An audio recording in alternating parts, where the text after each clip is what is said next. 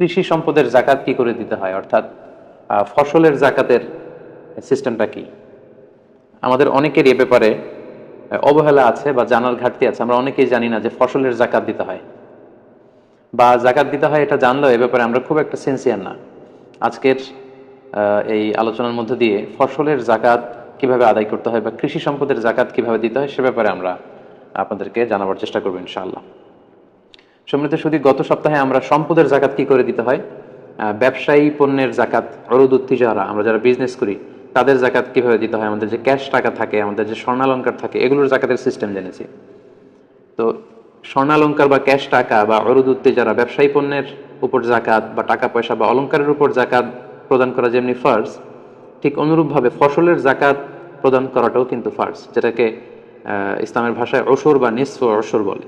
এটা দেওয়াও কিন্তু আবশ্যক, কিন্তু এ ব্যাপারে আমাদের মধ্যে খুব একটা গণসচেতনতা নেই এবং অনেকটা বলা যায় যে আমাদের মধ্যে অবহেলা কাজ করে বা আমাদের জানাশোনারও বেশ অভাব। একটা সময় আমাদের দেশে যখন সুলতানি আমল ছিল তখন কিন্তু ওসর সেভাবে আদায় করা হতো, কিন্তু পরবর্তীতে ইংরেজরা এসে যখন এই জমিগুলো দখল করে নিল, আস্তে আস্তে সুলতানদের ক্ষমতাকে খর্ব করা হলো, তখন থেকে কিন্তু এই ওসরের পদ্ধতি, এই বিধানটি এদেশে লঙ্ঘিত হয়ে আসছে এবং অনেকের মধ্যে এই ব্যাপারে সাবধানতা বা সচেতনতা নেই।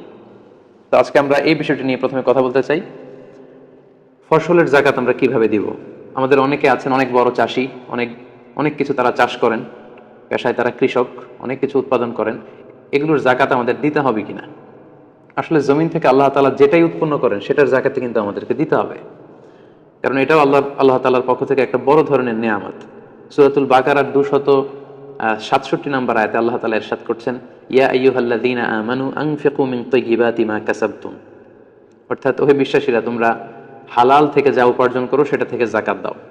পাশাপাশি অমিম্মা আখরাজনা লাকুম মিনাল আরদ, আর জমিন থেকে, পৃথিবী থেকে আমি তোমাদের জন্য যেটা উৎপন্ন করে দেই সেটা থেকেও তোমরা জাকাত দাও। তাহলে এই আয়াতের দ্বিতীয়াংশ থেকে কিন্তু আমরা বুঝতে পারছি জমিন থেকে যে ফল ফসল বা কৃষিপণ্য উৎপন্ন হয় সেটার উপরও কিন্তু জাকাত আবশ্যক, যেটাকে অসুর বা নিসফ অসুরের পদ্ধতি বলে। তাহলে এই আয়াত থেকে আমরা বুঝলাম ফসলের জাকাত দেওয়া এটা ফার্জ, যেমনি সম্পদের জাকাত দিতে হয়, কারণ আল্লাহ তাআলা সুস্পষ্টভাবে বলছেন যে অমিম্মা আখরাজনা লাকুম মিনাল আরদ, জমিন থেকে আমি যেটা উৎপন্ন করি তোমাদের জন্য সেটার উপর তোমাদের জাকাত দিতে হবে।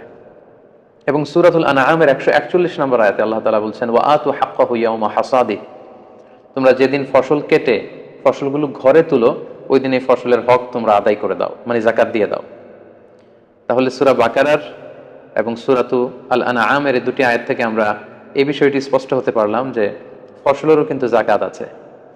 জমিন থেকে যেটা উৎপন্ন হয়, যেটাকে আমরা চাষোৎপন্ন প্রোডাক্ট বলি, এগুলোর উপরও কিন্তু আমাদেরকে জাকাত দিতে হবে।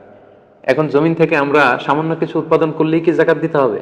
কতটুকু চাষাবাদ করলে বা কতটুকু ফসল উৎপাদন করলে আমাদেরকে জাকাত দিতে হবে, এই ব্যাপারটি আমরা একটু ক্লিয়ার হই। আসলে সামান্য কিছু ধান পাট এগুলো উৎপাদন করলেই যে জাকাত দিতে হবে বিষয়টি এমন নয়। যদিও ইমাম আল আযম আবু হানিফা রাহিমাহুল্লাহ ওনার মতামত হচ্ছে যে যাই উৎপাদন হয় সেটারই জাকাত দিতে হয়, কিন্তু বেসিকলি এক্ষেত্রে নির্ভরযোগ্য বা গ্রহণযোগ্য মতামত হচ্ছে 5 ওয়াসাকের কম হলে সেই চাষাবাদ থেকে সেটার জাকাত দেওয়া লাগে না। কারণ সেই হাদিসে এসেছে, সেই বুখারীতে এসেছে, আল্লাহর হাবিব সাল্লাল্লাহু আলাইহি সাল্লাম ইরশাদ করেছেন লাইসা ফিমা আকাল্লু মিন খামসাতি আওসুকিন সাদাকা, অর্থাৎ 5 ওয়াসাকের কমে যদি তোমাদের ফসল হয় সেই ফসলে কোনো জাকাত দেওয়া লাগবে না। এখন আমাদেরকে জানতে হবে যে 5 ওয়াসাকটা কি। এক ওয়াসাকে হয় 60 সা, 60 সাআন। এক সাতে কত, এটা নিয়ে স্কলারদের মধ্যে অনেক মতভেদ আছে। কেউ কেউ কোনো স্কলাররা বলেন যে এক সাতে হয় 2 কেজি 40 গ্রাম, কোনো বর্ণনা মতে 2 কেজি 400 গ্রাম, 2 কেজি 600 গ্রাম, এমনকি 3 কেজি থেকে শুরু করে 3 কেজি 300 গ্রাম পর্যন্ত মতামত রয়েছে। এক্ষেত্রে সা এর ক্ষেত্রে বেসিকলি দুইটা সাকে স্ট্যান্ডার্ড ধরা হয়, একটা হচ্ছে মদিনার সা আর একটা হচ্ছে ইরাকের সা। তো মদিনার সাকে যদি আপনি স্ট্যান্ডার্ড ধরেন তাহলে সেক্ষেত্রে 60 সা বা 5 ওয়াসাকে আসছে আমাদের বাংলাদেশে যদি মনে আমরা কনভার্ট করি তাহলে হয় 17 মন। আর যদি আমরা ইরাকের সাকে স্ট্যান্ডার্ড ধরি, যেটা হানাফি মাযহাবে রেকমেন্ড করা হয়, সেটাই আমি আপনাদেরকে জানাচ্ছি। সেটাকে যদি আমরা স্ট্যান্ডার্ড ধরি তাহলে 5 ওয়াসাকে হয় প্রায় 25 মন। তার মানে 25 মনের কম যদি আপনার ফসল উৎপন্ন করা হয় সেই ফসলে কোনো জাকাত হয় না, যেহেতু আল্লাহর হাবিব সাল্লাল্লাহু আলাইহি সাল্লাম বলেছেন লাইসা ফিমা আকাল্লু মিন খামসাতি আওসুকিন সাদাকা, 5 ওয়াসাকের কমে কোনো ফসলে জাকাত দিতে হয় না। আর 5 ওয়াসাকে হয় 25 মণ। যদিও ইউসুফ আল কারদাবি ওনার ফিকহুজ যাকাত, ওনার বিখ্যাত একটি বই জাকাত রিলেটেড, ওই বইয়ের মধ্যে 80 মণের কথা উল্লেখ করেছেন। তাহলে কম ধরলে 17 মণ, আর সর্বোচ্চটা যদি আমরা হানাফি মাযহাবের মতামত অনুযায়ী ধরি তাহলে 25 মণ। তাহলে সম্মানিত শুধু আমরা বুঝতে পারলাম যে 25 মণ যদি আপনি চাষাবাদ না করেন, 25 মণ বা তার চাইতে বেশি যদি না হয়, তাহলে ওই ফসলে আপনার জাকাত দেওয়া লাগবে না।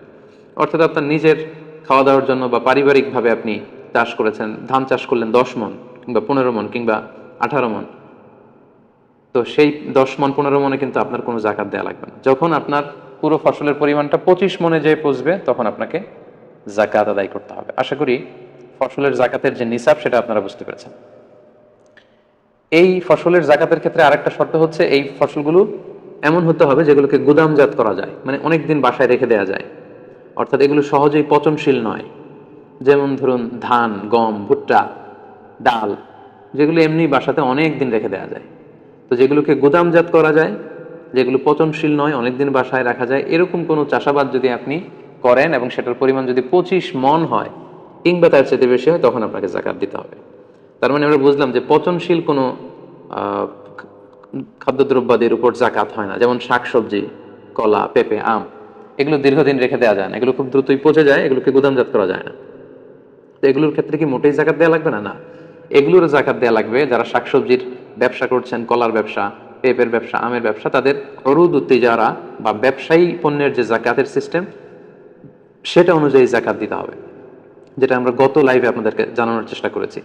অর্থাৎ এই ব্যবসা থেকে যে প্রফিট আসে ওই প্রফিটের উপর জাকাত আসবে।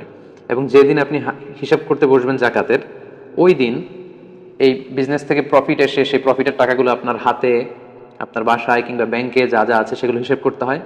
এবং ওই দিন কি কি পণ্য বিক্রি করার মতো আছে সেগুলোর মূল্যমান নির্ধারণ করে যোগ করতে হয়, সেগুলো ব্যবসায়িক পণ্য হিসেবে। কিন্তু জমির ফসলের যদি জাকাত আপনাকে ক্যালকুলেট করতে হয়, সেক্ষেত্রে সেটা কমসে কম 25 মণ হতে হবে।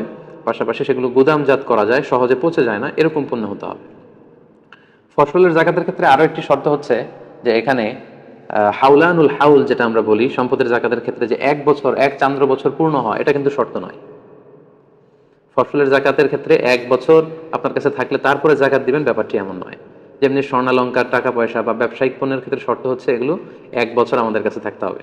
কিন্তু ফসলের জাকাতের ক্ষেত্রে কিন্তু এরকম শর্ত নয়, বরং ফসলের জাকাতের ক্ষেত্রে হচ্ছে যেদিন আপনি ফসল কেটে ঘরে নিয়ে আসবেন ওই দিনই আপনাকে জাকাত দিতে হবে। কারণ আল্লাহ তাআলা সূরাতুল আনআমের 141 নম্বর আয়াতে বলেছেন, ওয়া আতু হাক্কাহু ইয়াউমা হাসাদি, যেদিন তোমরা ফসল কেটে ঘরে নিয়ে আসবে ওই দিন তোমরা জাকাত দাও। সেই হিসেবে আপনি যদি 3-4টা ফসলের চাষ করেন, তাহলে 3-4টা ফসলেরই জাকাত কিন্তু আপনাকে আলাদা আলাদাভাবে পে করতে হবে যেদিন আপনি ফসল কেটে বাসায় নিয়ে আসবেন। এবং সেটা যদি গুদামজাত করার মতো ফসল হয় এবং সে ফসলের পরিমাণ যদি কমসে কম 25 মণ হয় কিংবা তার চেয়ে বেশি হয়, তখন আপনাকে জাকাত দিতে হবে।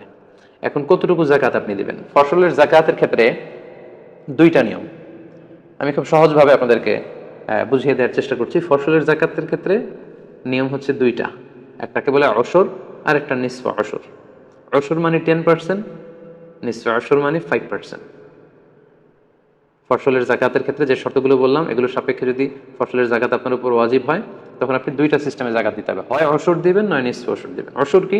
অশর মানে হচ্ছে 10% জাকাত আপনাকে দিতে হবে। এটা কখন? এটা হচ্ছে কস্ট ফ্রি কাল্টিভেশন, যেটা যেই চাষাবাদে আপনার তেমন একটা খরচ নেই, ইরিগেটেড ল্যান্ড, যেটা বৃষ্টির পানিতে চাষ করা যায়, যে জমি যেখানে পানি আপনাকে কষ্ট করে ব্যবস্থাপনা করা লাগে না, কিনে আনা লাগে না, বৃষ্টির আল্লাহর দেয়া আকাশের বৃষ্টির পানিতেই যেই জমিতে চাষ হয়ে যায়, ওই জমিতে উপরের যে শর্তগুলো আমরা উল্লেখ করলাম সেগুলো পাওয়া গেলে আপনাকে অশর দিতে হবে, মানে 10% জাকাত দিবেন। পুরো ফসলকে ভাগ করলে এটা 10% আপনি আল্লাহ রাস্তায় দান করে দিতে হবে, অথবা এটার যে দাম হয় সে দামের 10% আপনি আল্লাহ রাস্তায় জাকাত দিয়ে দিতে হবে। এটা হচ্ছে অশর। আর নিসফে অশর হচ্ছে 5%। 5% আপনি কখন দিবেন? সেটা হচ্ছে কস্ট বেসড কাল্টিভেশন, যেই চাষাবাদে খরচ হয়। যেমন আমাদের বাংলাদেশের বেশিরভাগ চাষাবাদগুলো এটার আওতায় পড়বে, অর্থাৎ 5% চাষোৎপন্ন যেটা হবে সেটার 5% তাদেরকে জাকাত দিতে হবে, যদি সেটা কস্ট বেসড কাল্টিভেশন হয় এবং নন ইরিগেটেড ল্যান্ডস হয়। অর্থাৎ যেই জমিতে বৃষ্টির পানি দিয়ে চাষ হয় না, সেখানে সেচের পানি দিয়ে চাষ করতে হয়। আপনারা এই সেচের পদ্ধতির ব্যাপারে জানেন যে অনেক কষ্ট করে অন্য জায়গা থেকে পানি এনে সেচ দিতে হয়, এখানে নিড়ানি দেয়া লাগে, এখানে অনেক শ্রমিক খাটানো লাগে, আগাছা কর্তনের জন্য সার দেয়া লাগে, এটা সেটা লাগে। এই যে কস্ট বেসড যে কাল্টিভেশন, অনেক খরচ হয় এবং সেচ দিয়ে পানি দিয়ে চাষ করতে হয়, সেচের পানি দিয়ে, সেক্ষেত্রে আপনাকে 5% জাকাত দিতে হবে। তাহলে সম্মানিত দিনী ভাই এবং বোনেরা, খুব সংক্ষেপে যদি আমরা বলি তাহলে এভাবে বলবো যে বৃষ্টির পানি দিয়ে যেই ফসল চাষ হয় সেক্ষেত্রে আপনি যাকাত পে করবেন 10%, শতকরা 10 ভাগ 10%। আর যদি সেচের পানি দিয়ে, আপনার যেখানে খরচ আছে সেচের পানি দিয়ে যদি চাষ হয় 5%। খুব সহজ। তাহলে কৃষিজ পণ্যের যাকাতের ক্ষেত্রে আমরা প্রথমে জানলাম কমসে কম এটা 25 মণ হতে হবে। এরপরে জানলাম এটা পচনশীল হলে চলবে না, গুদামজাত করা যায় এমন ফসল হতে হবে, এবং এটা 1 বছর থাকার শর্ত নয়, বরং যেদিন ফসল কেটে ঘরে উঠাবেন সেদিনই যাকাত দিতে হবে। যাকাত দেওয়ার দুটো পদ্ধতি, একটা হচ্ছে 10% আর একটা 5%। 10% যেটা বৃষ্টির পানিতে চাষ হয়েছে, আর 5% যেটা সেচের পানিতে চাষ হয়েছে। আশা করি আপনারা বুঝতে পেরেছেন। এখন কারো ক্ষেত্রে এমন হতে পারে যে তার ফসলের চাষাবাদে কিছুটা বৃষ্টির পানিও তাকে হেল্প করেছে, আবার সেচের পানির খরচও তার কিছু লেগেছে, মানে কিছু আল্লাহর দেয় বৃষ্টির পানি আর কিছু সেচের পানি, এরকমও হতে পারে। এরকম যদি হয় তখন সে মাঝামাঝি যাকাত দিবে, অর্থাৎ 5%ও দেবে না, 10%ও দেবে না, তখন সে দিবে 7.5%, মানে 10 আর 5-এর মাঝামাঝি। আশা করি ব্যাপারটি বুঝতে পেরেছেন। আপনারা যাকাত দেওয়ার যে হার বা পার্সেন্টেজ, এটা যদি আপনি খেয়াল করেন তাহলে দেখবেন যে যেখানে আপনার কষ্ট বেশি খরচ বেশি ওখানে আপনার কম পে করা লাগছে, আর যেখানে আপনার তেমন খরচ নেই কষ্ট নেই ওইখানে বেশি পে করা লাগছে। সুবহানাল্লাহ বিহামদি। ইসলাম কতটা ব্যালেন্সড, কতটা ভারসাম্যপূর্ণ। আমাদের সুযোগ সুবিধা, আমাদের চাহিদা, আমাদের কোনটাতে ভালো হবে, এই সব কিছু খেয়াল করে কিন্তু আল্লাহ তাআলা এই বিধানগুলো আমাদেরকে দিয়েছেন। আপনি একটু খেয়াল করলে দেখবেন, the less you work the more you pay, and the more you work the less you pay. বেশি কাজ করছেন, বেশি কষ্ট করছেন, পে করবেন কম যাকাত। কষ্ট নাই, কাজ নাই, সেখানে পে করবেন বেশি। এখানে যদি খেয়াল করেন বৃষ্টির পানিতে চাষ হয়ে যায়, সেখানে দেওয়া লাগছে 10%। আর সেচের পানিতে হইলে সেখানে যদি শ্রমিক খাটানো লাগে, অনেক কষ্ট আছে, সেখানে কমিয়ে দেওয়া হয়েছে 5%। আবার আমরা যে ব্যবসা করি, ব্যবসায় সারা বছর ব্যবসা নিয়ে দিন রাত টেনশনে থাকতে হয়, কাজ করতে হয়, ব্যবসার সম্পদ, অর্থ উপার্জন, স্বর্ণালঙ্কার, এগুলোর ক্ষেত্রে কিন্তু আরো কমিয়ে দেওয়া হচ্ছে 2.5%।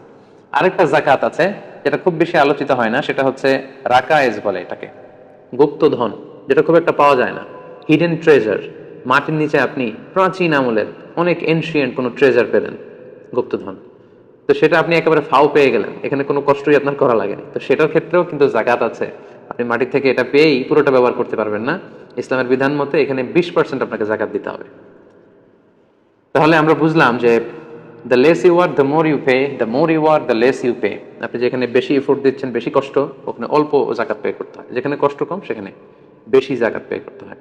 সম্মানিত ভাই এবং বোনেরা, তাহলে ফসলের যাকাত বা কৃষিজ পণ্যের যে যাকাত, আশা করি এই বিষয়টি আপনাদের কাছে ক্লিয়ার হয়েছে।